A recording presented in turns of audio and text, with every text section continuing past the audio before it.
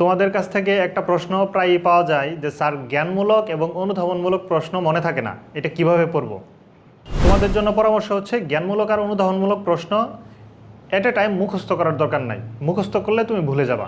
যখন যে টপিক পড়ো ওই টপিকের সংজ্ঞাটা একবার বুঝে পড়ো এবং টপিকের কনসেপ্টটা ভালো করে বুঝো। তারপর কোনো একটা বই এবং গাইড বই থেকে ওই টপিক থেকে প্রিভিয়াস ইয়ারে যে জ্ঞানমূলক এবং অনুধাবনমূলক প্রশ্ন আসছে ওইটা জাস্ট একবার রিডিং করে রাখো। তুমি যদি ওই টপিকটা বুঝে পড়ো, বুঝে থাকো, তাহলে নিশ্চয়ই প্রিভিয়াস ইয়ারের প্রশ্নের অ্যান্সারগুলো তুমি বুঝবা। তারপর পরীক্ষার আগে অথবা কিছুদিন পর এক দুইবার রিভিশন দিলেই তুমি ওইখান থেকে অ্যান্সার করতে পারবা। আর জ্ঞান আর অনুধাবনমূলক প্রশ্ন তো হুবহুব কমন পড়বে না, এটার আশপাশ থেকে প্রশ্ন আসবে। তো তুমি কনসেপ্টটা বুঝে রাখলে এবং এক দুইবার রিডিং করে রাখলে তুমি এটার আশপাশ থেকে নিজের মতো করে সাজায় লিখতে পারবা। তাহলে তোমাকে দুইটা কাজ করতে হবে।